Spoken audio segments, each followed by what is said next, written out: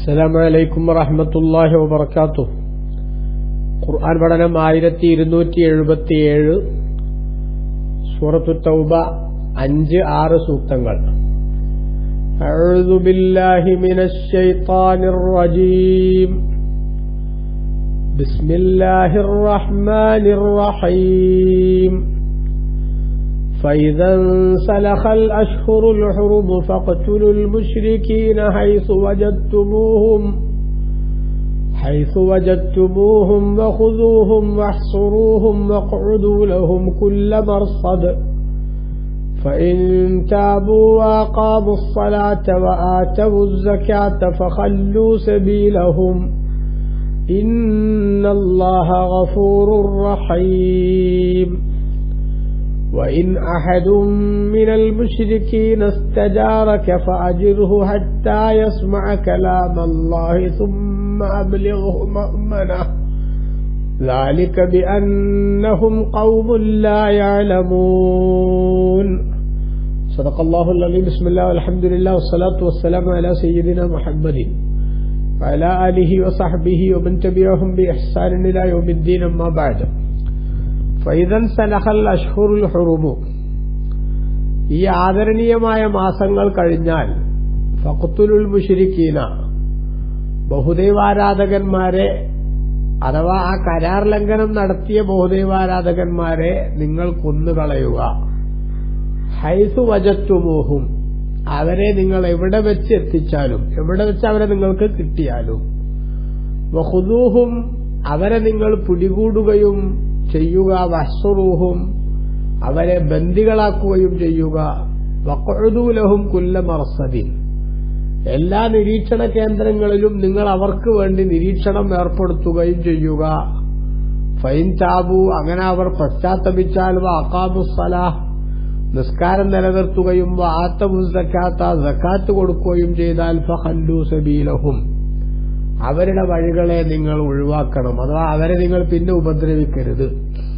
ഇന്നല്ലാഹ ഗഫൂറുർ റഹീം, നിശ്ചയം അല്ലാഹു അല്ലാതെ പൊറുക്കുന്നവനും വലിയ കാരുണ്യവാനുമാകുന്നു. വഇൻ അഹദും മിനൽ മുശ്രിക്കീന ഇസ്തജാറക്, ഈ ബഹുദൈവ വിശ്വാസികളിൽ നിന്ന് തന്നെ ഒരാൾ തങ്ങളോട് അഭയം തേടിയാൽ, ഫാജിർഹു, നബിയെ അങ്ങ് അവിടത്തേക്ക് അവൻ അഭയം കൊടുക്കണം. ഹത്താ യസ്മഅ കലാമല്ലാഹ്, അള്ളാഹുവിന്റെ വാക്യങ്ങൾ അവൻ കേൾക്കുന്നതുവരെ. സുമ്മ അബ്ലിഗ്ഹു മഅ്മനഹു, എന്നിട്ട് അവന് നിർഭയത്വമുള്ള പ്രദേശത്തേക്ക് അവനെ തങ്ങൾ എത്തിച്ചു കൊടുക്കുകയും വേണം, അഥവാ എത്തിച്ചു കൊടുക്കാൻ വേണ്ട നിർദ്ദേശം തങ്ങൾ കൊടുക്കണം. ദാലിക ബിഅന്നഹും ഖൗമുൻ ലാ യഅലമൂൻ, അത്തരത്തിലുള്ളൊരു അനുകമ്പ അവരോട് കാണിക്കണമെന്ന് പറയുന്നത് അവർ അറിവില്ലാത്ത ജനതയാണ് എന്നതുകൊണ്ടാകുന്നു എന്ന് അല്ലാഹു തആല പറഞ്ഞു. അപ്പൊ കഴിഞ്ഞ സൂക്തങ്ങളിൽ കരാറ് ലംഘനം നടത്തുകയും അങ്ങനെ വിശ്വാസികളെ ചതിക്കുകയും ചെയ്ത ആളുകളുമായി ഇനി ഞങ്ങൾക്ക് ബന്ധമില്ല, അവരുമായി നേരത്തെ ഉണ്ടാക്കിയ കരാർ ദുർബലപ്പെട്ടിരിക്കുന്നു, ആ കരാറിൽ നിന്ന് ഞങ്ങൾ പിന്മാറിയിരിക്കുന്നു, കാരണം അവർ വിശ്വസിക്കാൻ കൊള്ളാവുന്നവരല്ല എന്ന പ്രഖ്യാപനം നബി സല്ലല്ലാഹു അലൈഹി വസല്ലം തങ്ങൾ നടത്തിയല്ലോ. അത് നടത്തുമ്പോൾ തന്നെ ഈ കരാർ ലംഘനത്തിൽ പങ്കാളികളാവാത്ത ബനൂ നംറ, ബനൂ കിനാന പോലത്തെ ഗോത്രങ്ങൾ ഉണ്ടായിരുന്നു, മാന്യന്മാരായ ആളുകൾ. അവരോട് കരാറിൽ നിന്ന് പിന്മാറുന്നില്ലെന്നും അവർക്ക് നിശ്ചയിച്ച അവധി വരെ ആ കരാർ നിലനിൽക്കുമെന്നും കൂടി ഖുർആൻ പ്രഖ്യാപിച്ചു. അതിനെ തുടർന്ന് കരാറിൽ നിന്ന് പിന്മാറുമ്പോൾ പിറ്റേ ദിവസം തന്നെ യുദ്ധം തുടങ്ങുക എന്ന കണിശമായ നിലപാടല്ല ഇസ്ലാം സ്വീകരിച്ചത്. മറിച്ച് ഈ കരാറ് പിൻവലിച്ചതിനു ശേഷം 4 മാസം നിങ്ങൾക്ക് നാം നിർഭയത്വത്തിന്റേതായിട്ടുള്ള സാഹചര്യങ്ങൾ തരികയാണ്. അഥവാ ഇനിയുള്ള 4 മാസം നിങ്ങൾക്ക് എവിടെ വേണമെങ്കിലും സഞ്ചരിക്കാം, ആരും നിങ്ങളൊന്നും ചെയ്യില്ല. കരാറ് നിലവിലില്ലെങ്കിലും 4 മാസത്തേക്ക് നിങ്ങൾക്ക് സുരക്ഷിതത്വത്തിന്റെ ഒരു പ്രത്യേക ടൈമായി അല്ലാഹു തആല പ്രഖ്യാപിച്ചിരിക്കുകയാണ് എന്ന് പറഞ്ഞു. അങ്ങനെ 4 മാസം കഴിഞ്ഞാൽ പിന്നെ ഇത്തരം കരാറ് ലംഘനം നടത്തിയ ചതിയന്മാരായിട്ടുള്ള ആളുകളെ എവിടെ വെച്ച് കണ്ടാലും നിങ്ങൾക്ക് അവരെ കൊല ചെയ്യുകയോ അതേപോലെ തന്നെ അത്തരക്കാരോടൊപ്പം കൂടിയവരെ പിടികൂടി അവരുടെ മനസ്സിന് മാറ്റം വരുന്നുണ്ടോ എന്ന് നോക്കാൻ ബന്ദികളാക്കി വെക്കുകയോ ഒക്കെ ചെയ്യുന്ന സമീപനം സ്വീകരിക്കാവുന്നതാണ് എന്ന് അല്ലാഹു സുബ്ഹാനഹു വ തആല ഉണർത്തിയിരിക്കുകയാണ്. ഇവിടെ വിശുദ്ധ ഇസ്ലാമിന്റെ വിശാലമായ കാഴ്ചപ്പാടാണ് നമ്മൾ ഇവിടെ വിലയിരുത്തേണ്ടത്. ഈ ആയത്ത് പറയുമ്പോൾ ഒരു കാര്യം നമ്മൾ പ്രത്യേകമായി ചിന്തിക്കണം. എന്ത്? ഫൈദൻ സലഹൽ അഷ്ഹുറുൽ ഹുറുമു, ആദരണീയമായ മാസങ്ങൾ കഴിഞ്ഞു കടന്നാൽ ഫഖ്തുലുൽ മുശ്രിക്കീൻ, ബഹുദൈവാരാധകന്മാരെ നിങ്ങൾ കൊന്നുകളയുക, ഹൈസു വജത്തുമൂഹും, നിങ്ങൾ അവരെ കിട്ടുന്നിടത്ത് വെച്ച് എന്നു പറയുന്നത് വ്യാപകമായ അർത്ഥത്തിൽ ദുരുപയോഗം ചെയ്തുകൊണ്ട് ഞങ്ങളെയൊക്കെ കൊല്ലണമെന്നാണ് നിങ്ങളെ ഖുർആൻ പറയണത് എന്ന് നമ്മുടെ നാട്ടിലുള്ള തീവ്ര വർഗീയ ചിന്താഗതിയുള്ള ആളുകൾ വരെ ഖുർആനിനെ കയ്യേറ്റം ചെയ്യാൻ വേണ്ടി ഇന്ന് ഓതുന്നത് കേൾക്കുന്നുണ്ട്. അതിന്റെ കാരണം എന്താണെന്ന് വെച്ചാൽ തത്വദീക്ഷയില്ലാത്ത പരിഭാഷകൾ, അത് മലയാളത്തിലാവട്ടെ മറ്റു ഭാഷകളിലാവട്ടെ, ആ പരിഭാഷകൾക്ക് പലപ്പോഴും വിശുദ്ധ ഖുർആനിന്റെ ശരിയായ ആശയത്തെ പ്രതിഫലിപ്പിക്കാൻ സാധിക്കില്ല. അവര് നേരെ എഴുതി വെക്കും, എന്ത്? ആദരണീയമായ മാസങ്ങൾ കഴിഞ്ഞാൽ ബഹുദൈവാരാധകന്മാരെ കിട്ടുന്നിടത്ത് വെച്ച് കൊല്ലുക. അപ്പോ ഏതൊരാൾക്കും ഇത് പെട്ടെന്ന് ഇത് മാത്രം വായിച്ചാൽ ഇതിന്റെ പശ്ചാത്തലം മനസ്സിലാക്കാത്ത, ഇതിന്റെ മുൻ സൂക്തങ്ങളുടെ പരാമർശനങ്ങൾ എന്താണെന്ന് ചിന്തിക്കാത്ത എല്ലാ ആളുകൾക്കും എല്ലാ മുശ്രിക്കിനെയും കോമണായി കൊല്ലണമെന്നാണ് പറഞ്ഞത് എന്ന് തോന്നുക സ്വാഭാവികം. അപ്പൊ എന്ത് വേണം? ഫഖ്തുലുൽ മുശ്രിക്കീൻ, അൽ മുശ്രിക്കീൻ നമ്മുടെ പറഞ്ഞത് ആ മുശ്രിക്കീങ്ങൾ. ഏതാണ് ആ മുശ്രിക്കീങ്ങൾ? ആ മുശ്രിക്കീങ്ങൾ എന്ന് പറഞ്ഞാൽ 1 മുതൽ പറഞ്ഞുകൊണ്ടിരിക്കുന്ന സൂക്തങ്ങളിലെ പരാമർശിക്കപ്പെടുന്ന വിഭാഗം. അതാരാ? നബി സല്ലല്ലാഹു അലൈഹി വസല്ലമ തങ്ങളുമായി കരാറുണ്ടാക്കി, നമ്മൾ തമ്മിൽ ഇനി 10 കൊല്ലത്തേക്ക് യുദ്ധമുണ്ടാവില്ല, പരസ്പരം ശത്രുതയുണ്ടാവില്ല, ശാസ്ത്രവും കാണിക്കില്ല, അതേപോലെ തന്നെ നമ്മൾ തമ്മിൽ യാതൊരു വിധത്തിലും അവനവന്റെ ആശയങ്ങൾ പ്രചരിപ്പിക്കുന്നതിന് തടസ്സം നിൽക്കില്ല, നിങ്ങളുടെ നാട്ടിൽ ഞങ്ങളോ ഞങ്ങളുടെ നാട്ടിൽ നിങ്ങളോ വന്നിട്ട് അറ്റാക്ക് ചെയ്യില്ല, നിങ്ങളുടെ സഖ്യകക്ഷിയിൽപ്പെട്ട ആരെപ്പോലും ഞങ്ങളോ അല്ലെങ്കിൽ ഞങ്ങളെ സഖ്യകക്ഷിയിൽപ്പെട്ടവരെ ഉപദ്രവിച്ചാൽ ഞങ്ങൾ അവരെ സപ്പോർട്ട് ചെയ്യില്ല. ഇങ്ങനെ തുടങ്ങിയിട്ട് വിശാലമായി ഉണ്ടാക്കിയിരുന്ന കരാർ, ആ കരാറിന്റെ ലംഘനം നടത്തിയ ആളുകളെ സംബന്ധിച്ചാണ് അള്ളാഹുവിടെ പറയുന്നത്. അതുകൊണ്ട് ഫഖ്തുലുൽ മുശ്രിക്കീൻ എന്ന് പറഞ്ഞാൽ എല്ലാ ബഹുദൈവ വിശ്വാസികളെയൊന്നല്ല. കാരണം നബി സല്ലല്ലാഹു അലൈഹി വസല്ലം തങ്ങൾ മദീനയും മക്കയും ഒക്കെ ഇസ്ലാമിക് റിപ്പബ്ലിക്കായി പ്രഖ്യാപിച്ചതിന് ശേഷം തന്നെ അവിടെ ബഹുദൈവ വിശ്വാസികൾ ഉണ്ടായിട്ടില്ലേ? ഇസ്ലാമിക ഭരണത്തിന് കീഴിൽ ഒരു ഭരണകൂടം നിശ്ചയിക്കുന്ന ചില പോളിസികൾ ഉണ്ടാകും. ആ പോളിസികൾ അംഗീകരിച്ചുകൊണ്ട് അവരവരുടെ വിശ്വാസം സംരക്ഷിച്ചുകൊണ്ട് തന്നെ മുന്നോട്ട് പോകാനുള്ള സ്വാതന്ത്ര്യം നബി സല്ലല്ലാഹു തങ്ങൾ അവിടെ നൽകിയിട്ടുണ്ടല്ലോ. അപ്പൊ മുസ്ലിം അല്ലാത്തവരൊക്കെ കിട്ടിയെടുത്ത് വെച്ച് കൊന്നുകളയണമെന്നൊരു കോമണായ വ്യാഖ്യാനം ഇതിന് നൽകുന്നത് കടുത്ത ദുർവ്യാഖ്യാനമാണ് എന്ന വസ്തുത പ്രിയപ്പെട്ടവരെ നമ്മൾ തിരിച്ചറിയണം. മറിച്ച് ഫഖ്തുലുൽ മുശ്രിക്കീൻ, ആ ബഹുദൈവാരാധകന്മാരെ എന്നാണ് ഖുർആനിന്റെ പ്രഖ്യാപനം. അത് നേരത്തെ വിശദീകരിച്ചിട്ടുണ്ട് ആൾക്കാരാരാന്നുള്ളത്. ആൾക്കാരാരാ? ഇലല്ലദീന ആഹത്തും മിനൽ മുശ്രിക്കീൻ, ബഹുദൈവാരാധകന്മാരിൽ നിന്ന് നിങ്ങൾ കരാറുണ്ടാക്കിയിട്ടുള്ള ആളുകൾ, അവരോടുള്ള ബറാഅത്തും മിനല്ലാഹി വറസൂലിഹി, അള്ളാഹുവിൽ നിന്നും അവന്റെ റസൂലിൽ നിന്നുമുള്ള ബാധ്യത ഒഴിയൽ പ്രഖ്യാപനമാണ് ഈ നടത്തുന്നത്. ഇനി നമ്മൾ തമ്മിൽ എന്ത് നിലനിൽക്കുന്നില്ല? ആ കരാറിന്റെ സ്പിരിറ്റോ ആ കരാറിൽ നിന്ന് ഉത്ഭൂതമാകും വിധത്തിലുള്ള സമാധാന ഘട്ടമോ നിലനിൽക്കുന്നില്ല. അപ്പൊ അതിൽ പറഞ്ഞ ഒരു പെർട്ടിക്കുലർ വിഭാഗത്തെ മാത്രം അല്ലാഹു സുബ്ഹാനഹു വ തആല ടാർഗറ്റ് ചെയ്തുകൊണ്ട് പറഞ്ഞ സംഗതിയാണിത്. ഇത് പക്ഷെ പരിഭാഷകർക്ക് വേണ്ടത്ര പ്രതിഫലിപ്പിക്കാൻ അവരുടെ നേരെ പരിഭാഷയിൽ സാധിക്കില്ല. അപ്പോ ഖുർആനിനെ വിലയിരുത്താൻ വേണ്ടി വെറും പരിഭാഷകളെ മാത്രം ആശ്രയിക്കുകയും ഇതാണ് ഖുർആനിന്റെ ആകത്തുക എന്ന് മനസ്സിലാക്കുകയും ചെയ്യുന്ന ശൈലിയിൽ നിന്ന് ഖുർആൻ വിമർശകരായ ഇസ്ലാമിന്റെ പുറത്തുള്ള കക്ഷികൾ അടിയന്തരമായി മാറി നിൽക്കണം എന്നാണ് ഞങ്ങൾക്ക് അത്തരക്കാരോട് സ്നേഹബുദ്ധിയ ഉണർത്താനുള്ളത്. കാരണം നിങ്ങൾ അനാവശ്യമായ വിവാദങ്ങളിൽ പെട്ടുപോവുകയാണ് ഇതുകൊണ്ടുണ്ടാവുക. പരിഭാഷകളുടെ പരിമിതിയാണ് നമ്മളവിടെ മനസ്സിലാക്കേണ്ടത്. അതുകൊണ്ട് തന്നെ തത്വദീക്ഷയില്ലാത്ത പരിഭാഷകൾ ഉപകാരത്തെക്കാളേറെ ഉപദ്രവമാണ് ഉണ്ടാക്കുക. എന്ന് പറഞ്ഞാൽ ഖുർആനിന്റെ ശരിയായ ആശയത്തോട് നീതി പുലർത്താൻ സാധിക്കാത്തത് തന്നെയാണ് വിശദീകരണങ്ങൾ കുറഞ്ഞ പരിഭാഷകൾ എന്ന വസ്തുത തിരിച്ചറിഞ്ഞേ മതിയാവൂ. അതുകൊണ്ട് തന്നെ അത്തരം പരിഭാഷകളെ പ്രചരിപ്പിക്കുന്നതും അതിനെ പ്രോത്സാഹിപ്പിക്കുന്നതും അടിയന്തരമായി നിർത്തൽ ചെയ്യേണ്ടതാണ് എന്ന വസ്തുത നമ്മളെല്ലാവരും മനസ്സിലാക്കണം. ഇത് ഞാൻ കൃത്യമായി സൂചിപ്പിക്കുന്നത് പലപ്പോഴും നമ്മുടെ നാട്ടിൽ തന്നെ ഇപ്പോൾ വർഗീയമായി ചിന്തിക്കുന്ന ചിലര് ഈ സൂക്തത്തിന്റെ മലയാള പരിഭാഷ എടുത്തുവെച്ചുകൊണ്ട് ഞാനൊരു ബഹുദൈവ വിശ്വാസിയാണ്, എന്നെ കണ്ടടത്ത് വെച്ച് കൊല്ലണമെന്നല്ലേ നിങ്ങളുടെ ഖുർആൻ പറയുന്നത് എന്ന് ചാനലുകളിലും മറ്റും ഇരുന്ന് ചോദിക്കുന്നത് കേൾക്കുമ്പോൾ ആ ചോദിച്ച സഹോദരനോടും അദ്ദേഹത്തിന്റെ വിവരദോഷം ഓർത്തുകൊണ്ട് നമുക്ക് വല്ലാതെ സങ്കടം തോന്നാറുണ്ട്.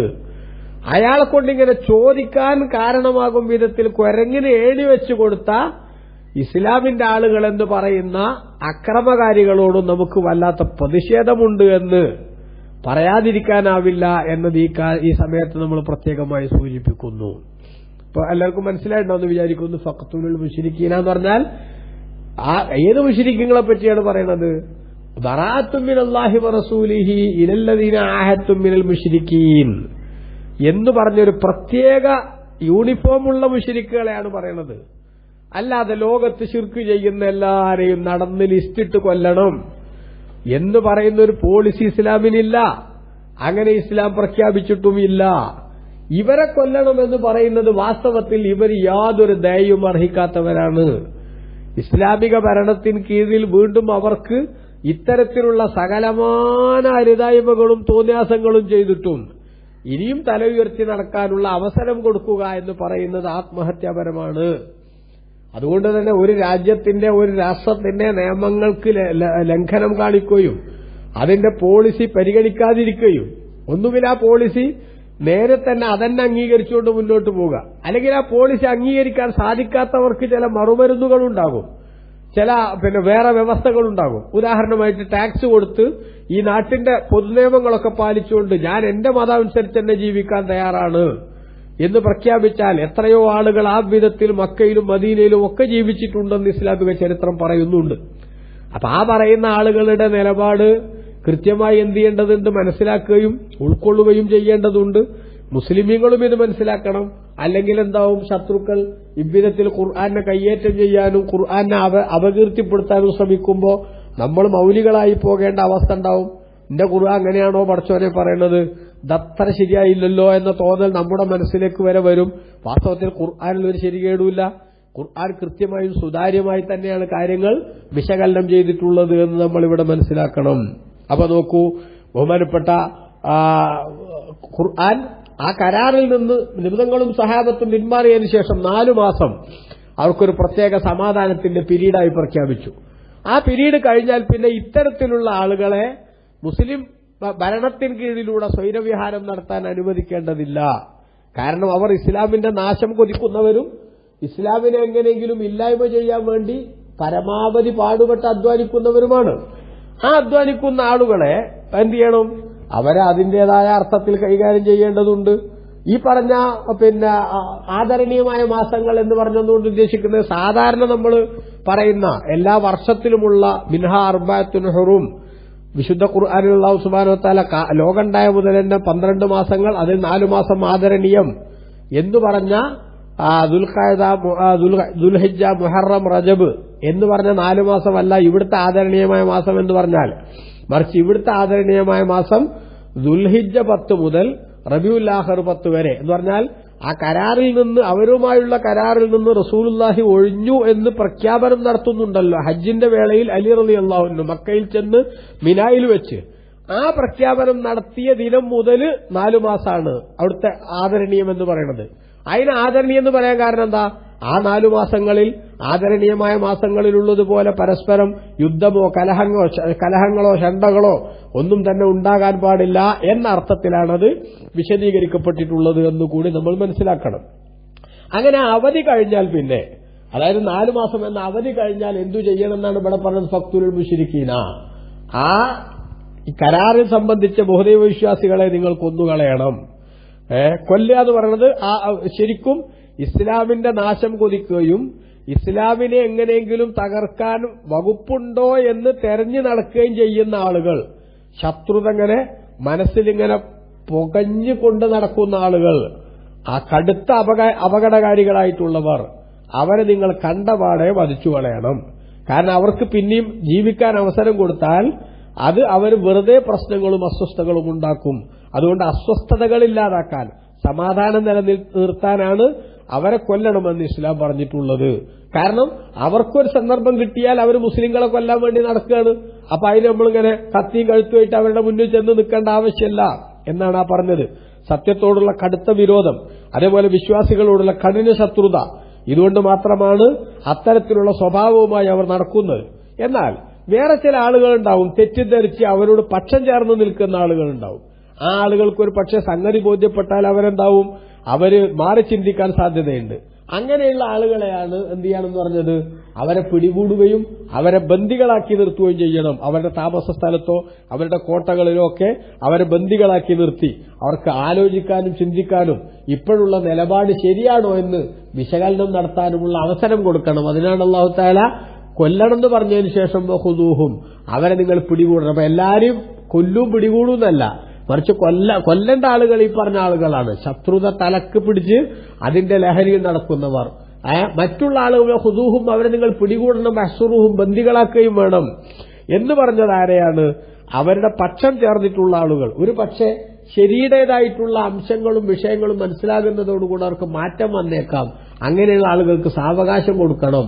അതോടൊപ്പം തന്നെ നിങ്ങൾ കിട്ടിയവരെ മുന്നിൽ വന്ന് നമ്മളോട് കുഴപ്പമായിട്ട് കടന്നു വരുന്നവരെ വെറുതെ ഒന്നതുകൊണ്ട് മാത്രം നിങ്ങളുടെ ഡ്യൂട്ടി അവസാനിക്കില്ല. വഖഉദൂലഹും കുല്ല മർസദീൻ, എല്ലാ നിരീക്ഷണ കേന്ദ്രങ്ങളിലും നിങ്ങൾ അവർക്ക് വേണ്ടി കാവലിരിക്കണം. അതായത് എന്തൊക്കെയാണ് അവരുടെ നീക്കങ്ങൾ, അവർ ഇസ്ലാമിന്റെ ഒരു ഭീഷണിയാകും വിധത്തിൽ, മുസ്ലിം രാജ്യത്തിന്റെ സന്തുലിതാവസ്ഥ അല്ലെങ്കിൽ സമാധാനാന്തരീക്ഷം അത് തകർക്കും വിധത്തിൽ എന്തെങ്കിലുമൊക്കെ ശ്രമങ്ങൾ മൂവിംഗ് അവരുടെ ഭാഗത്തുനിന്ന് ഉണ്ടാകുന്നുണ്ടോ എന്ന് നിങ്ങൾ നിരീക്ഷിക്കുകയും വേണം എന്ന് ബഹുമാനപ്പെട്ട ഖുർആൻ പറഞ്ഞു.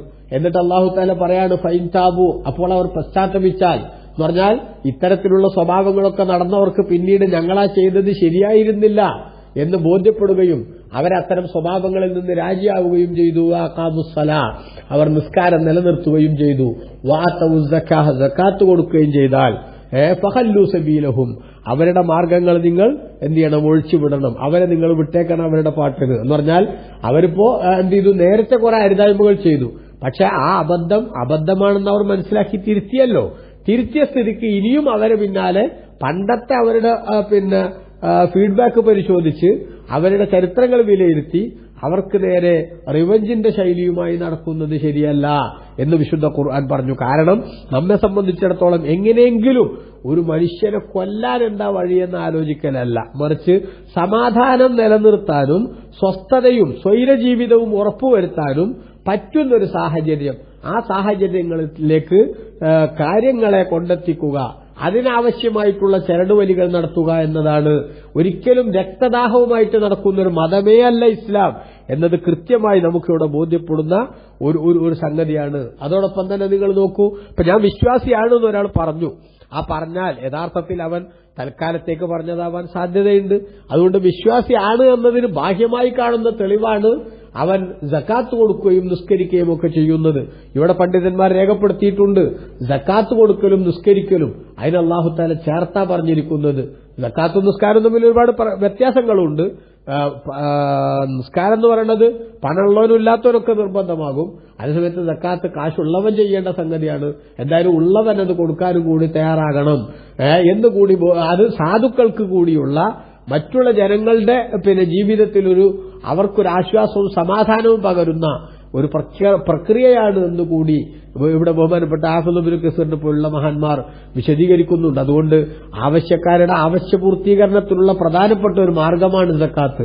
അതുകൊണ്ട് അതിന് യോഗ്യതയുള്ള ആളുകൾ അത് കൊടുത്തേ പറ്റൂ എന്നുകൂടി ഇവിടെ പ്രഖ്യാപിക്കുന്നുണ്ട്. എന്നിട്ട് അള്ളാഹു പറഞ്ഞു, ഇന്നല്ലാഹ ഗഫൂറുർ റഹീം, അള്ളാഹു അല്ലാതെ പൊറുക്കുന്നവനും വലിയ കരുണ ചെയ്യുന്നവനുമാകുന്നു എന്ന് പറഞ്ഞാൽ അള്ളാഹു സുബ്ഹാനഹു വ തആലയുടെ കൽപ്പനകൾ പാലിച്ച് ജീവിക്കുന്നതിൽ നിന്ന് നേരത്തെ അലംഭാവം സംഭവിച്ചവർക്ക് ഇനിയൊന്ന് നന്നാകാനുള്ള ഒരു ചിന്ത വന്നാൽ അവരെ പരിഗണിക്കുക എന്ന നിലപാട് തന്നെയാണ് ഇസ്ലാമിനുള്ളത് എന്ന് ചുരുക്കം. ഇനി വൈൻ അഹദും മിനൽ മുശ്രിക്കീന ഇസ്തജാറക, ബഹുദൈവാരാധകന്മാരിൽ നിന്നുള്ള ആരെങ്കിലും തങ്ങളോട് അഭയം തേടിയാൽ, ബഹുദൈവാരാധകന്മാരിൽ നിന്നുള്ള ആരെങ്കിലും തങ്ങളോട് അഭയം തേടിയാൽ ഫാജിറുഹു, അതിന് തങ്ങൾ അഭയം നൽകണം. ഹത്താ യസ്മഅ കലാമല്ലാഹ്, അള്ളാഹുവിന്റെ വാക്യങ്ങൾ അവർ കേൾക്കുന്നതുവരെ. അതായത് ഈ പറഞ്ഞ കൂട്ടത്തിൽ തന്നെ കണ്ടോടത്ത് വെച്ച് കൊല്ലണമെന്ന് പറഞ്ഞ കൂട്ടത്തിൽ തന്നെ ചിലര് തങ്ങളോട് വന്നിട്ട് എനിക്ക് തൽക്കാലത്തേക്കൊരു സാവകാശം തരണം, ഞാൻ നിങ്ങളെ മതത്തെക്കുറിച്ചൊക്കെ ഒന്ന് പഠിക്കട്ടെ എന്ന് പറഞ്ഞു വരികയാണെങ്കിൽ അവർക്ക് എന്ത് ചെയ്യണം? നിങ്ങൾ അഭയം കൊടുക്കണം. അല്ലെങ്കിൽ അത്തരത്തിലൊരു ഡിമാൻഡ് ഒന്നും വെക്കാതെ തന്നെ എനിക്ക് നിങ്ങൾ തൽക്കാലം എന്നെ നിങ്ങൾ രക്ഷപ്പെടുത്തണം, എനിക്ക് അഭയം തരണം എന്ന് പറഞ്ഞാൽ അവർക്ക് അഭയം കൊടുക്കുകയും എന്നിട്ട് അള്ളാഹുവിന്റെ കലാം അഥവാ വിശുദ്ധ ഖുർആനിന്റെ സന്ദേശങ്ങൾ അവരെ നിങ്ങൾ കേൾപ്പിക്കുകയും ചെയ്യണം. അത് കേട്ട് ഇതൊക്കെയാണ് ഇസ്ലാമിന്റെ പോളിസി എന്ന് അവർക്ക് മനസ്സിലാക്കി കൊടുക്കുക. പക്ഷെ അതിന്റെ അടിസ്ഥാനത്തിൽ നിർബന്ധിച്ച് ഇപ്പൊ മുസ്ലിമായില്ലേ കൊന്നുകളയെന്ന് പറയുന്ന നിലപാടല്ല ഇസ്ലാമിന്. അതുകൊണ്ട് തന്നെ അങ്ങനെ അവർക്കതൊക്കെ കേൾപ്പിച്ചതിന് ശേഷം ഇസ്ലാം ഇത്ര സുതാര്യമാണ് എന്ന കാര്യം ബോധ്യപ്പെടുത്തിയതിനു ശേഷം സുമ്മാബലിഹുമനഹു അവര് നിർഭയത്വത്തിന്റെ കേന്ദ്രത്തിലേക്ക് അവരെ എത്തിച്ചു കൊടുക്കുകയും വേണം എന്ന് ഇസ്ലാമിക സൈന്യത്തിന്റെ സൈന്യാധിപനുള്ള ബാധ്യതയായി അള്ളാഹു സുബ്ഹാനഹു വ തആല പഠിപ്പിച്ചിരിക്കുകയാണ്. നോക്കൂ, എന്തൊരു വിശാലമായ കാഴ്ചപ്പാടാണിത്. ഈ മതത്തെ നോക്കിയാണ് രക്തദാഹികളുടെ പ്രസ്ഥാനം എന്നൊരാൾ പറയുന്നതെങ്കിൽ വിവരക്കേടെ നിന്റെ പേരോ എന്ന് ചോദിക്കാനല്ലാതെ നമുക്ക് സാധിക്കില്ലല്ലോ പ്രിയമുള്ളവരെ. ذَلِكَ بِأَنَّهُمْ قَوْمٌ لَا يَعْلَمُونَ അവർക്ക് അത്തരമൊരു ആനുകൂല്യം കൊടുക്കുന്നവർ വിവരമില്ലാത്ത ജനങ്ങളാണ്. അതിന്റെ അടിസ്ഥാനത്തിൽ എന്തൊക്കെയോ തീരുമാനങ്ങൾ എടുത്തുപോയി, അവിവേകങ്ങളിൽ പെട്ടുപോയി. അതുകൊണ്ട് മാറ്റത്തെക്കുറിച്ച് ആലോചിക്കാനുള്ള ഒരു അവസരം ഉണ്ടാക്കി കൊടുക്കുക എന്നതാണ് അവിടുത്തെ പ്രധാനപ്പെട്ട വിഷയം. ഇനി മാത്രമല്ല, ഈ കൂട്ടത്തിൽപ്പെട്ട ആളുകൾ സാമ്പത്തികമായ ഇടപാടുകൾക്കും അതേപോലെ ബിസിനസ് ആവശ്യത്തിന് അതുപോലെ തന്നെ മിഷനറി പ്രവർത്തനത്തിന്റെ ഭാഗമായോ അല്ലെങ്കിൽ അന്താരാഷ്ട്ര മേളകളിൽ അതുപോലെ തന്നെ എന്തെങ്കിലുമൊക്കെ ദൌത്യങ്ങളുമായൊക്കെ വരികയാണെങ്കിൽ ആ വരുന്ന ആളുകളെയും എന്ത് ചെയ്യാൻ പാടില്ല? മുസ്ലിം രാജ്യത്ത് ആക്രമിക്കാൻ പാടില്ല, അവർക്ക് വേണ്ട സൗകര്യങ്ങളും ചെയ്തു കൊടുക്കണം എന്ന് ഇതിന്റെ ഭാഗമായി ബഹുമാനപ്പെട്ട ഖുർആൻ ഉദ്ദേശിക്കുന്നുണ്ടെന്ന് ഹാഫിദ് ഇബ്നു കസീർ തന്റെ തഫ്സീറിൽ രേഖപ്പെടുത്തിയത് കാണാം. അല്ലാഹു സുബ്ഹാനഹു വ തആല നമുക്കെല്ലാം നല്ലത് മനസ്സിലാക്കാൻ തൗഫീഖ് നൽകട്ടെ. ആമീൻ. സല്ലല്ലാഹു അലൈഹി വസല്ലം മുഹമ്മദിൻ വആലിഹി വസഹ്ബിഹി വസല്ലമ വൽഹംദുലില്ലാഹി റബ്ബിൽ ആലമീൻ.